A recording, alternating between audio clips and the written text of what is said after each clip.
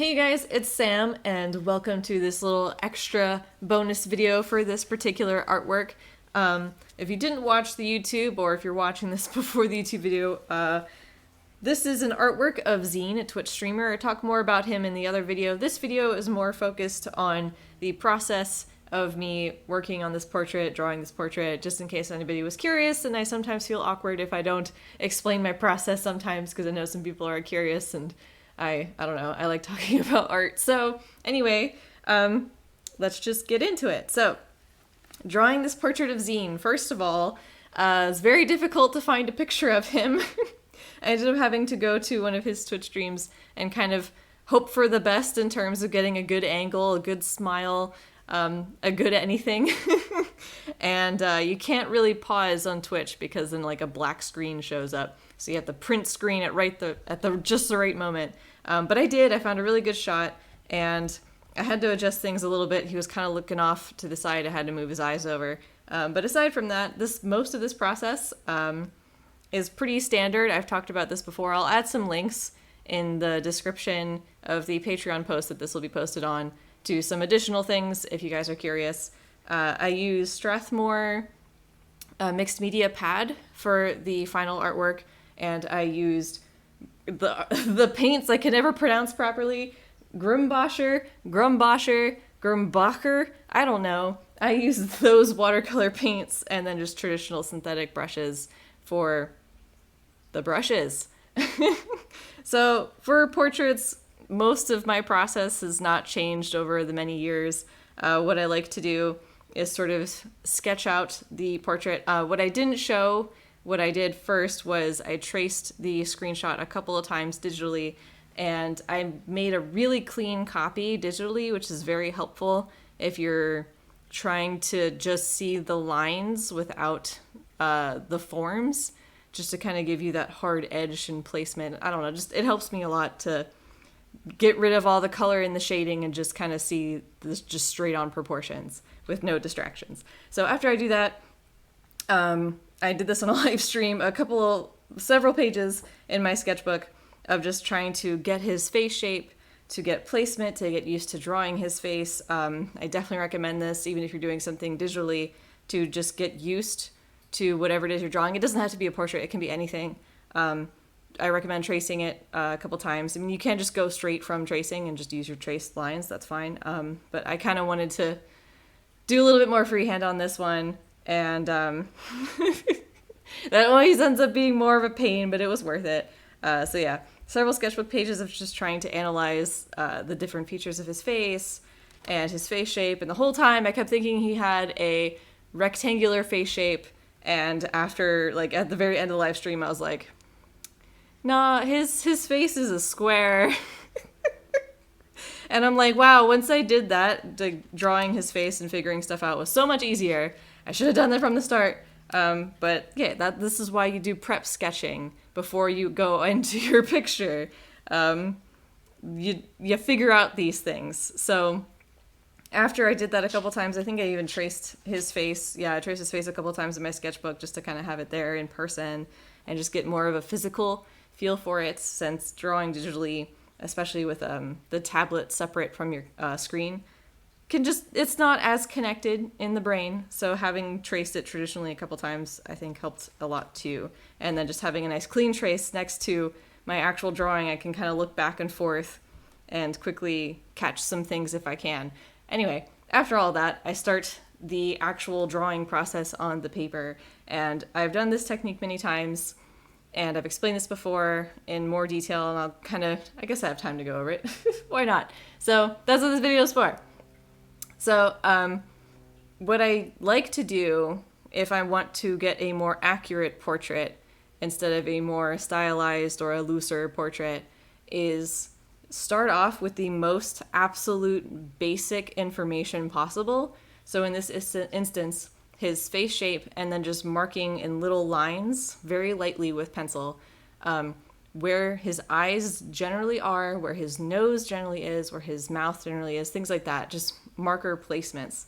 I take a picture with my phone, I transfer that picture over to Photoshop. You don't need Photoshop, you just need something that has layers and opacity, and if possible, something to adjust contrast, which you can just do on your phone if you have a smartphone. There's also websites where you can edit photos, but just to kind of help see your lines better, because if you draw lightly, you're not going to see your lines. So I resize the photograph onto the reference photo, and then I match up an edge where I am correct or very close, and then I make adjustments from there. So in the first instance, I think I had his eyes slightly off, so I knew to move my guidelines for the eyes over. I think I had his nose too high. I don't remember. There's a couple things off, and you make adjustments. So then you go back to your artwork, you draw a little bit more, and in the early stages, I've learned that the less you draw in between these stages, the faster you will actually finish the sketch. So, because you're making less mistakes, and you are having to move less. And I will talk about moving in a second, because I did end up having to do that in this picture. But yeah, so you draw a little bit more, you take another picture, and it's the same thing. You move it over to your program, and you put it over the reference photo, you line it up. Ideally in your same place if you can, but sometimes you might end up being more correct somewhere else. You kind of have to figure it out as you go. I ended up having a more correct spot with his mouth, because I was like, I'm not redrawing this mouth. So this mouth is the new placement for the for everything. But anyway, so after the end of my live stream, because I was drawing this sketch live, I was like, all right, something still looks very off, but I can't figure it out what, so I'll just do it one more time. And then I realized his eyes and his nose, his eyes especially, were like very off. And I ended up having to completely redraw the eyes. And this is why you don't want to do that much detail in between these steps if you do this technique, is because it's a lot of redrawing if you make a mistake and you go too far. And I've had to do this many times because I'm very lazy, and I'm like, I don't want to take a picture and transfer it because it's effort every time. But it does get you a more accurate picture in the end if you don't want to trace or use grids or whatever. This is kind of like a lazy way. I feel like this is lazier than grids at the very least. And with tracing, like, I don't know, tracing traditionally it takes effort for me, and I'm lazy. Sometimes I'll do it, but in this instance I didn't feel like it, and I don't really like the tracing transfer paper that I have, and I'd rather use graphite. But then you have to draw on the other side of the paper with a ton of graphite to get the graphite amount necessary to transfer. It's a thing, and I didn't want to deal with it, so I just went back to my picture taking technique. Totally patented, trademarked, copyrighted. I'm just kidding. But yeah, definitely try out this technique if you haven't already. It was really cool once I figured out that you could just do that, and like it made things better. Anyway, so here we are with the painting process. Finally, the fun part. This is why I trace sometimes. But yeah, so this isn't anything against Zine. All right, he's an amazing guy, but his skin color is very difficult to paint.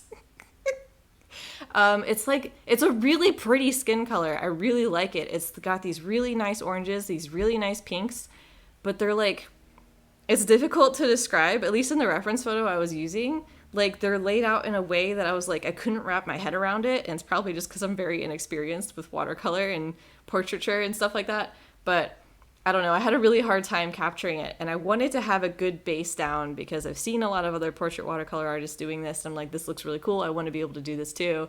And you really got to be brave and just go into it, and I don't think I was brave enough in this one. I don't think I went dark enough initially in a lot of areas, because when you're in that early stage, the blobbing of like colors that you lay down, I went wet on wet, I believe, on this, which is probably good for a base.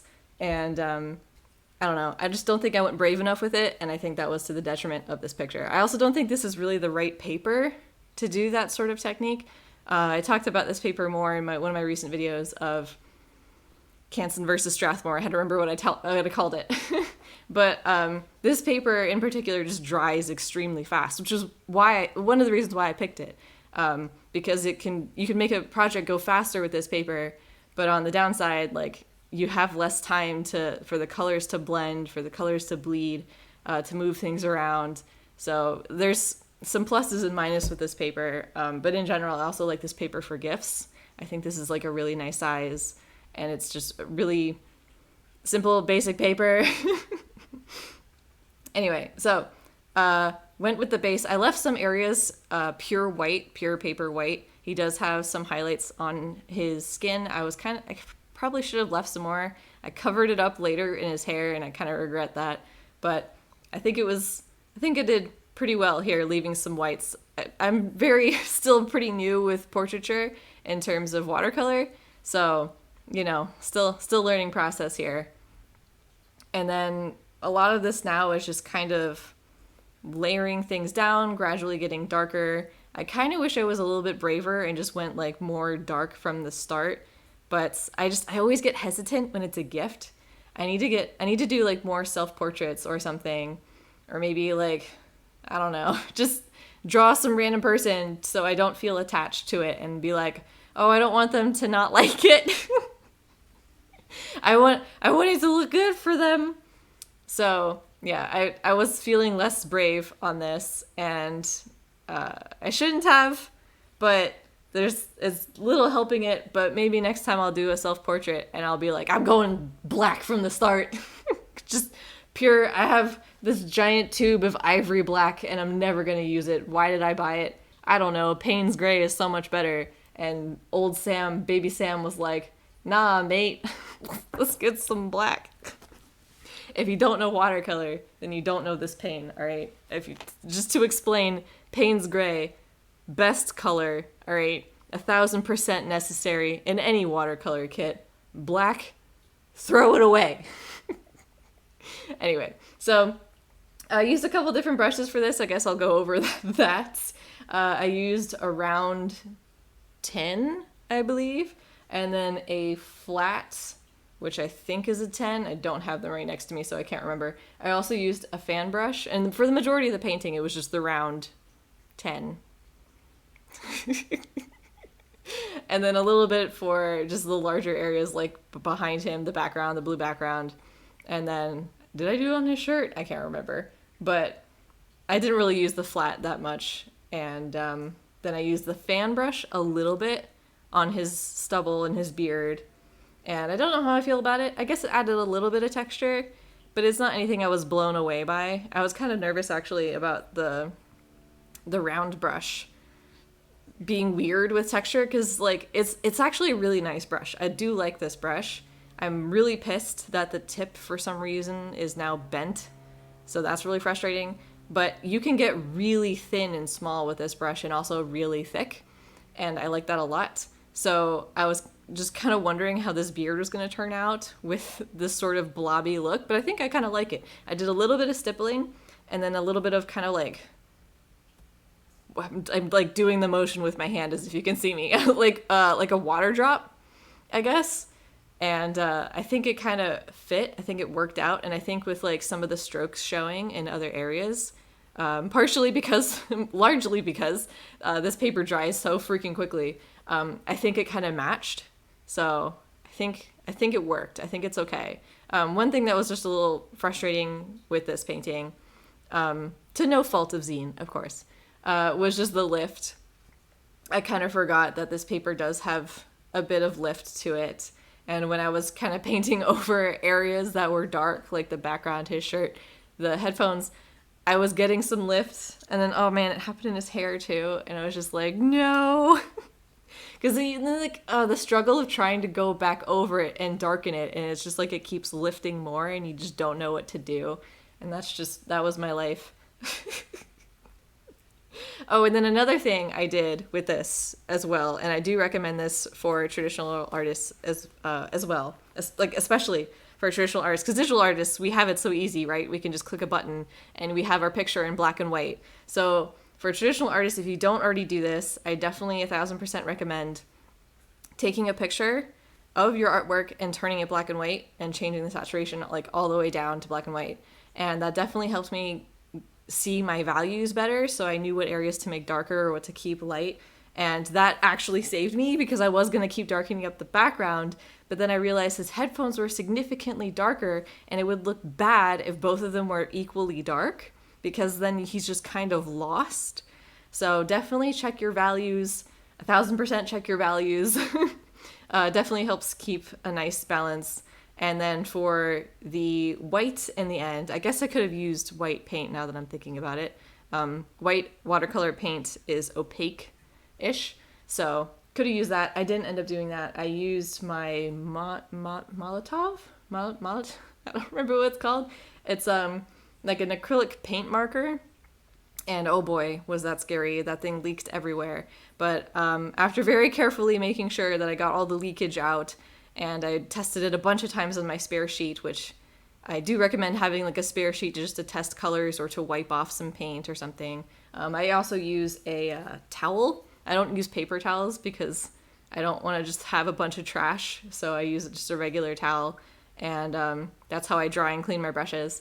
So, and I also feel like it's easier than the paper towel, because a paper towel, like, it gets wet and soiled and ruined so quickly, but a towel lasts so much longer. Anyway. But yeah, so what was I talking about? Oh, I'm glad I'm filming this video first. Anyway, so I used that for the highlights and the whites in his beard to kind of bring out those few little speckles of salt that he has here and there. And then just going over things. It's a lot of layering process. It's kind of what watercolor painting is. Yeah, if you want to see some more watercolor stuff, you can definitely check out my watercolor playlist. I have a bunch of watercolor tips here on my Patreon page if you want to go check that out. I felt weird if I was going to make this particular video behind a paywall, just because the nature of the artwork is like, it's a gift and like, oh my god. Anyway, so welcome to Patreon content, where this is all really awkwardly non-scripted, and anyway, so this is my artwork of Zine. I hope you like it. Definitely go check out the YouTube video of him, not of him, but of this, where I talk about him. That's the words. Yeah, I'm gonna blame this on me being sick. I've been sick for a million years now. I'm ready for this to be done and over with.